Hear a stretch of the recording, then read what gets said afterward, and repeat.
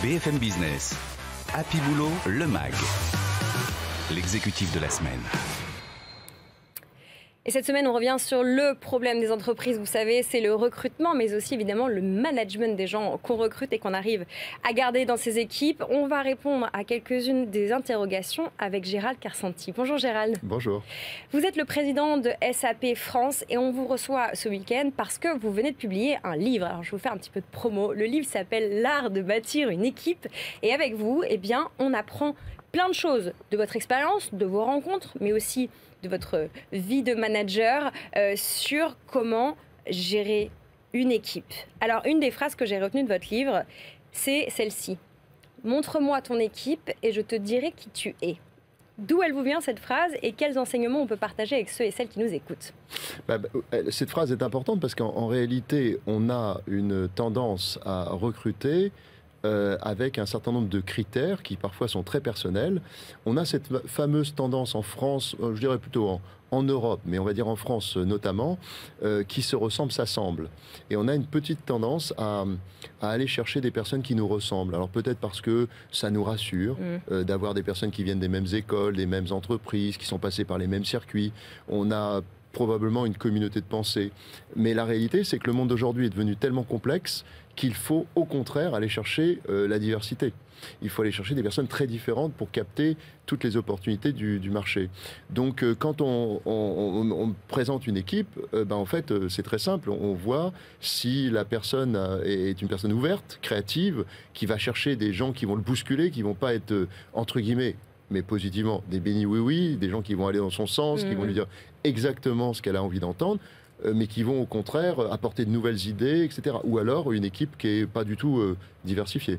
Alors, est-ce que vous avez une définition de l'équipe idéale type? Celle que vous avez peut-être expérimentée dans votre carrière ou peut-être celle que vous avez imaginée théoriquement? Alors, l'équipe pour moi idéale, déjà, elle commence par une diversité homme-femme, déjà, pour commencer.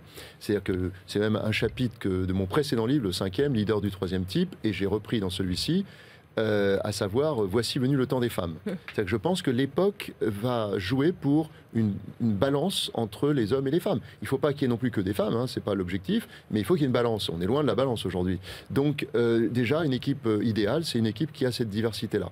Ensuite, une équipe qui a des types de leadership qui sont différents. Des styles de leadership différents. Si on n'a que des visionnaires, on va passer son temps à discuter, à échanger, chacun voulant avoir raison sur l'autre.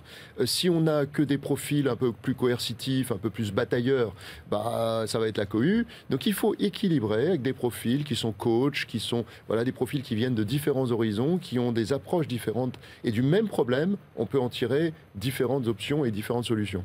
Alors visionnaire, coercitif et coach, vous avez cité quelques-uns des profils du modèle qui a été théorisé par Goldman. Qu'est-ce qu'il y a d'autre comme profil de gens qu'on peut mettre dans son équipe? Alors en fait, il y a 6 styles de leadership et globalement on sait qu'on n'est pas un style et un seul. C'est-à-dire que personne va être...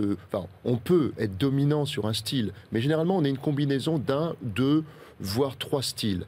Alors ces styles, le principal c'est le visionnaire parce que c'est celui qu'on retrouve chez tous les leaders en général, mais après il y a effectivement le coercitif. C'est un peu particulier le coercitif parce qu'on se dit mais pourquoi le coercitif est un style? Dans certains contextes, une entreprise en difficulté, ça peut avoir un intérêt. Après il y a le coach qui évidemment développe les autres, il y a le chef de file qui est plutôt dans l'exécution, c'est quelqu'un qu'on va retrouver dans les états-majors, et il y a l'affiliatif ou le participatif qui sont plus dans un mode de collaboration. Donc vous voyez, on trouve 6 styles différents. Et puis, c'est intéressant de les connaître parce que quand vous avez à remplacer quelqu'un ou à composer une équipe, vous allez chercher à la diversifier en tenant compte de ces styles de leadership. Alors, 6 styles de leadership, je ne peux que vous poser la question, quel est le vôtre? Oh là, alors là c'est plus compliqué. Moi je pense que j'ai certainement quelque chose de un peu visionnaire, j'espère. C'est aux autres de juger, mais certainement. Après je pense que j'ai quand même dans mes fibres quelque chose qui est très coach. j'aime bien accompagner les autres, j'aime bien détecter des talents et les faire éclore, on va dire, et en particulier les femmes, parce que évidemment je mets en pratique ce que je crois. Je crois que on est dans une société qui a été construite par des hommes pour des hommes et qu'il faut une autre société. Et donc voilà, je pense que j'ai un peu de ces deux-là.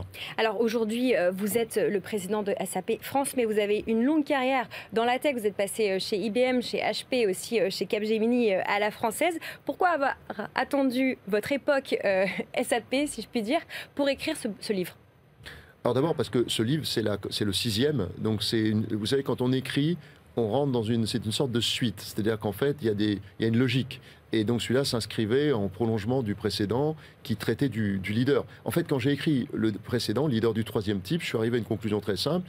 Un leader, c'est super important, mais seul, il ne peut rien.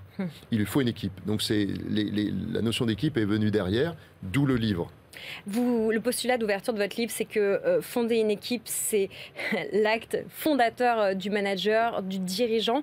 On va mettre les choses en perspective pour conclure. On est dans un contexte extrêmement compliqué pour recruter, pour attirer, pour maintenir les talents. Est-ce que vous avez une intuition, quelque chose que vraiment les gens que vous avez interviewés vous ont tous dit et qui n'est pas assez su? Moi, je pense que ce qui est je fais appel à 17 personnes, à 17 contributeurs dans le livre. Quelques-uns. Vous avez interrogé Jean-Pierre Mazoyer, Didier Michaud-Daniel de Veritas. Vous avez aussi interviewé Olivier Marchal de chez Bain. Pierre Barnabé de Soitec. La préface est de Maud Bailly, jeune femme remarquable. Et donc, on a des leaders qui viennent un peu de partout, l'ancienne ministre Elisabeth Moreno, enfin, des profils un peu qui viennent de partout. La constante, vraiment, c'est l'homme. C'est-à-dire qu'on revient sur le critère, le capital humain. Et on se rend compte à quel point les femmes et les hommes dans une entreprise, dans une institution, dans un gouvernement, peu importe de quelle entité on parle, les hommes et les femmes font la différence. Et alors moi, je viens du monde technologique, donc je ne vais pas vous dire que la technologie, c'est pas important. Ça l'est, bien entendu, mais la technologie seule ne peut rien non plus. Il faut des hommes pour changer, pour accompagner les changements, pour impulser des choses nouvelles, pour motiver et inspirer les autres. Et je crois que ça, c'est le message que j'ai retenu, le message principal, en tout cas, que j'ai retenu. Il y a un dernier mot sur lequel je voudrais qu'on revienne pour conclure cette séquence, c'est le mot bienveillance. On le sert à toutes les sauces dans le mode de l'entreprise en ce moment. Il faut être bienveillant, on nous remercie parce qu'on est bienveillant, etc.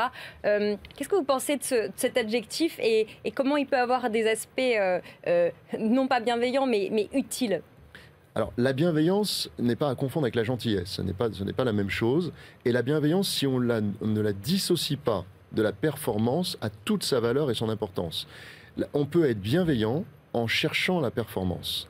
Et même, je dirais que c'est presque nécessaire. Quand vous êtes bienveillant, si vous avez le sentiment qu'un manager n'est pas à sa place, eh bien, vous allez le changer d'abord pour l'entreprise, mais aussi pour les collaborateurs, bien sûr, qui dépendent de cette personne, mais pour aussi cette personne. Parce que si elle n'est pas bien, elle n'est pas bien. Et vous allez la mettre ailleurs, dans un autre job, et on trouve toujours un job qui nous convient. Donc la bienveillance, c'est simplement de ne pas traiter les choses avec brutalité. On est dans un monde très court-termiste, on est dans un monde avec des exigences immédiates et donc qui amène parfois un peu de brutalité, entre guillemets. Eh bien, je crois que les gens bienveillants, et ce qu'on aura de plus en plus, des managers, des leaders qui seront dans la bienveillance, c'est-à-dire dans la collaboration et dans le collectif, eh bien, ces personnes vont rééquilibrer les choses et vont redonner de l'importance à l'homme. Voilà, c'était les messages de Gérald Karsanti, le président de SAP France, et puis l'auteur de l'art de bâtir une équipe aux éditions Erol.